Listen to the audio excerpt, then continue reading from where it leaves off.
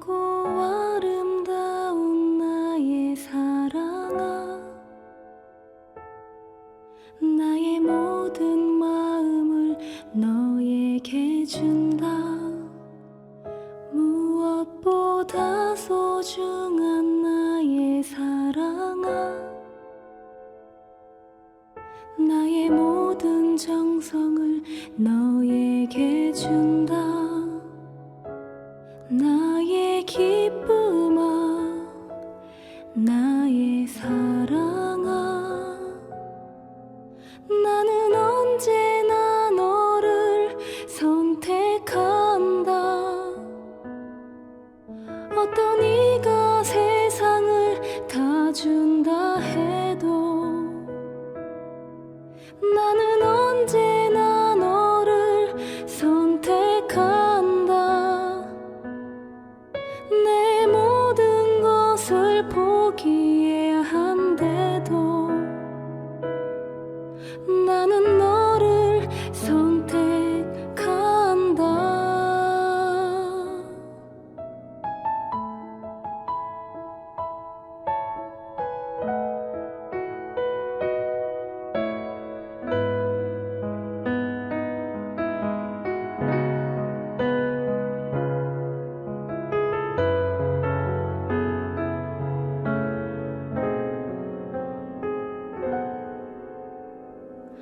어디에 있던지 무엇을 하던지 상관하지 않고 너를 사랑한다. 네가 나를 사랑하지 않아도 상관하지 않고 너를 사랑한다. 나의 행복아, 나의 사랑아, 나는 언제나 너를 선택한다. 어떤 이가 세상을 다 준다 해도 나는 언제나 너를 선택한다. 내 모든 것을 포기해야 한데도 나는 너를 선택한다. 네가 잘난 사람이 아니어도 다른 사람들이 손가락질해도 난 항상 변함없이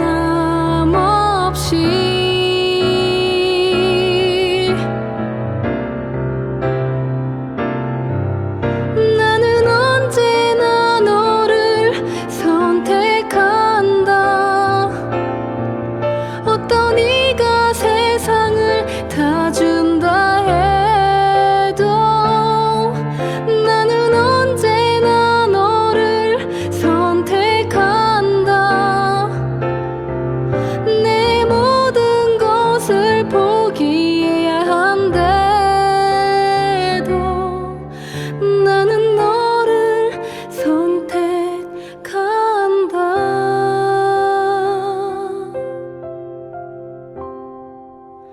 널 사랑한다.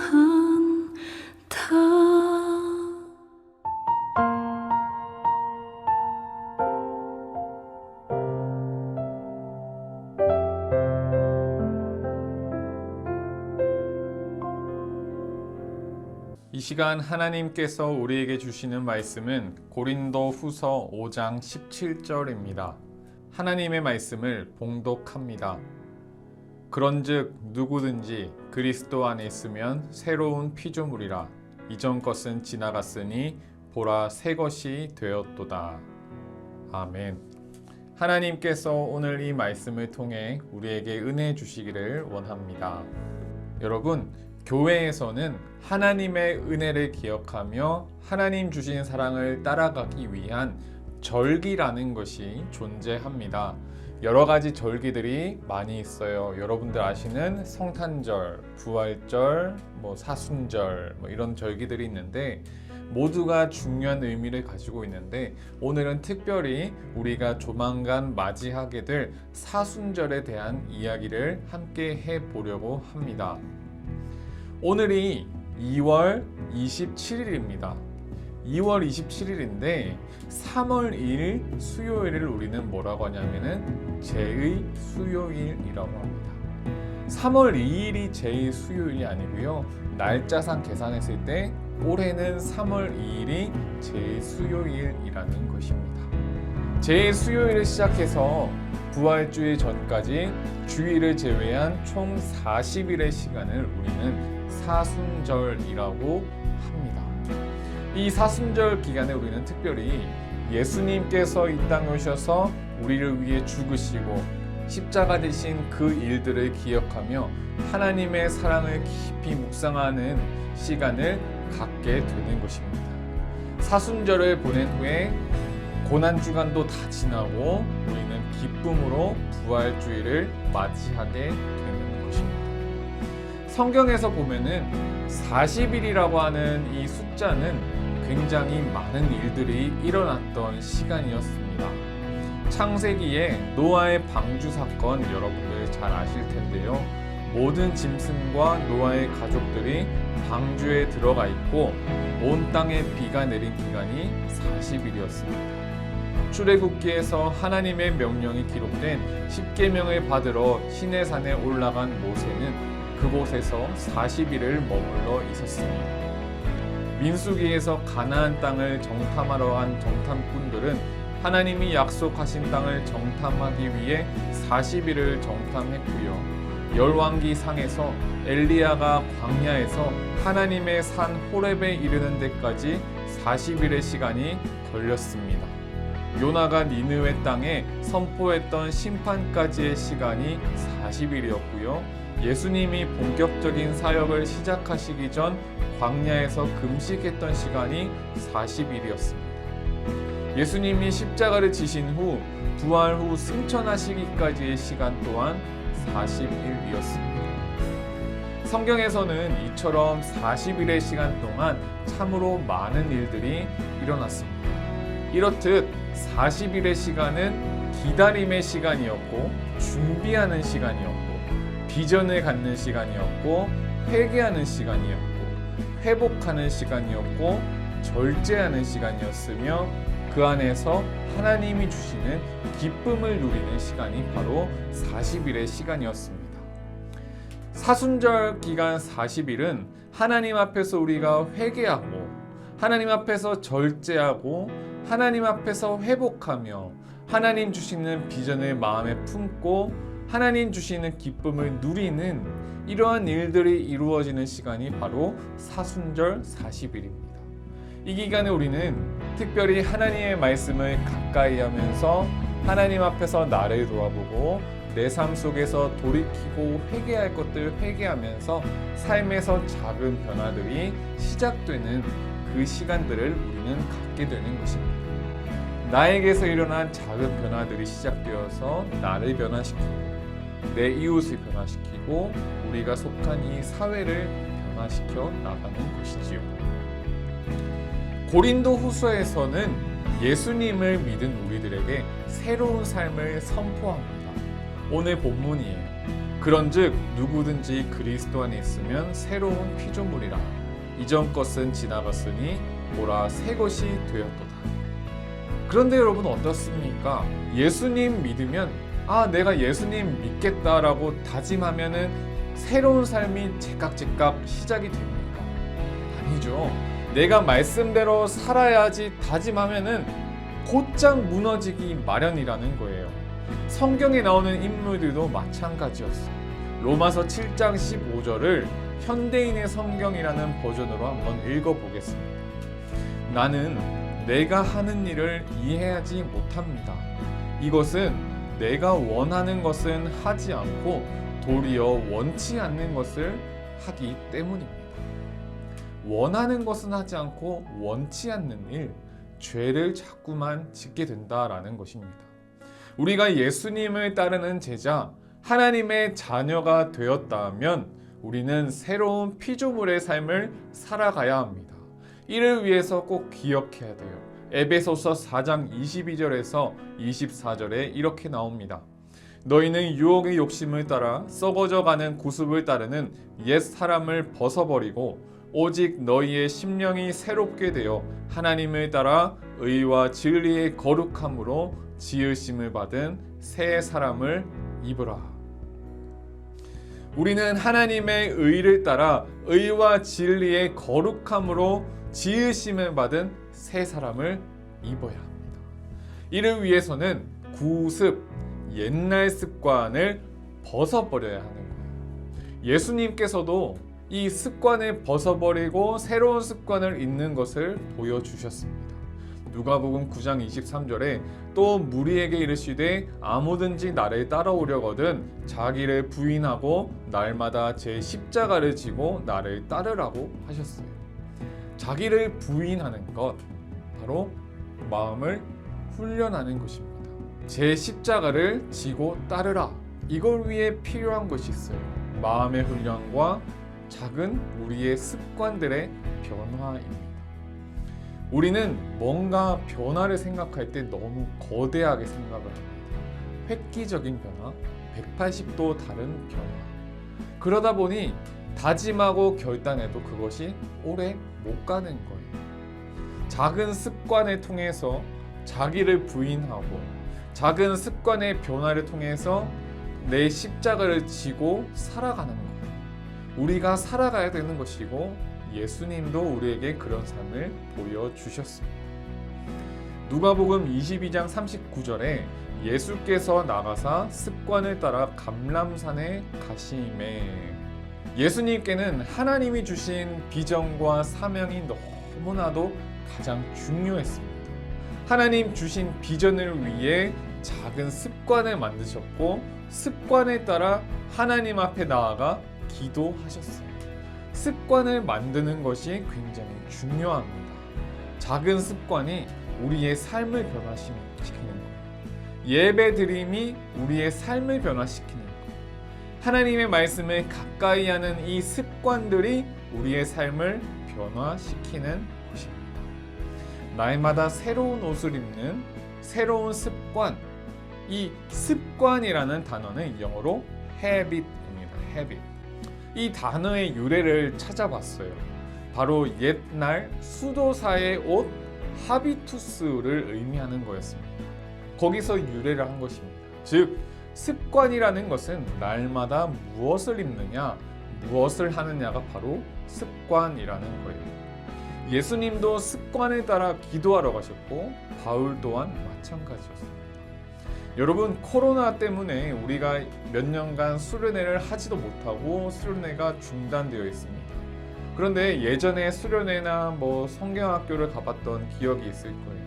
뜨겁게 찬양하고 뜨겁게 예배하고 결단을 했는데 며칠 지나면 역시나 우리들은 다시 원위치 되어 버리는 것이죠.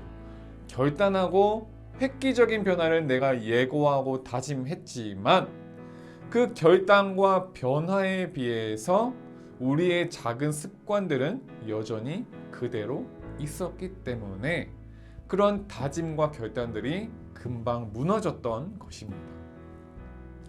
이번에 이런 의미에서 청소년부에서는 사순절 기간 작은 프로젝트를 한번 해보려고 합니다.